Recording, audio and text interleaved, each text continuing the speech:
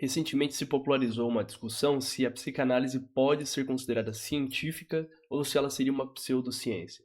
Eu não pretendo entrar nessa discussão exatamente, mas ela puxa um assunto interessante que é o seguinte: o que é que pode ser considerado ciência? E a psicologia ela tem que ficar estritamente presa à ciência ou ela pode ir além dela?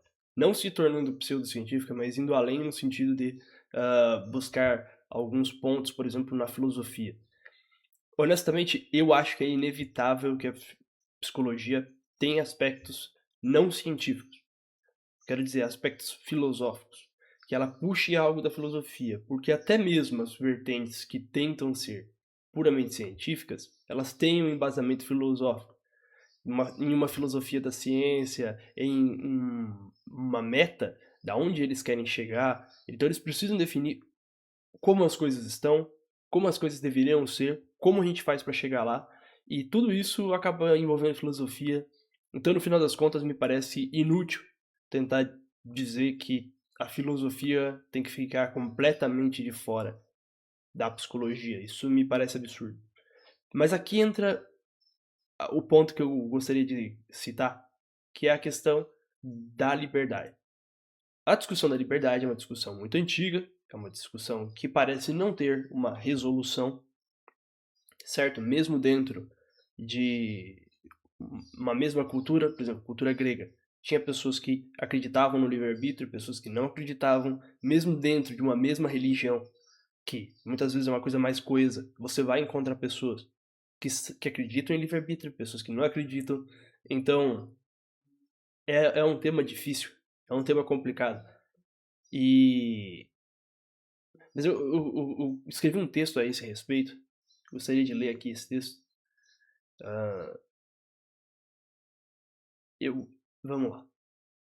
O determinismo, em linhas gerais, é a ideia de que todos os eventos, incluídas as ações humanas, são causados por eventos anteriores, de maneira que, dadas as circunstâncias, não poderiam ter acontecido de outra forma. No caso do determinismo materialista, essa visão é ainda mais restritiva, pois entende que todos os fenômenos, inclusive é, aqueles que nós atribuímos à mente humana, podem ser explicados por processos físicos ou biológicos.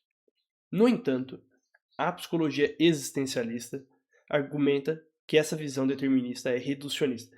O existencialismo é uma linha da psicologia que é muito mais filosófica, pois ignora aspectos fundamentais da experiência humana como a capacidade de escolha, criatividade, busca por sentido e realização pessoal. Ao afirmar que o ser humano é muito mais que uma determinação, a psicologia existencialista valoriza a complexidade e a riqueza da vida humana, reconhecendo que essas pessoas não são meros produtos de suas condições biológicas ou sociais, mas sim capazes de ir além dessas condições e construir suas próprias trajetórias. Alguns até assim reconhecem que o ser humano não é definido pelo meio, mas que ele interage com ele, mas colocam o ser humano aqui como um ser preso a essa existência. E a ideia do existencialismo é que o ser humano tem a capacidade de, ainda que as circunstâncias digam algo, ele ainda tem a opção de escolher o que ele vai fazer. Eu creio que essa postura crítica ao determinismo ressalta a importância de um diálogo interdisciplinar, né? Então é aquilo que eu tinha dito no começo. Misturar filosofia e ciência. Não pseudociência, mas filosofia.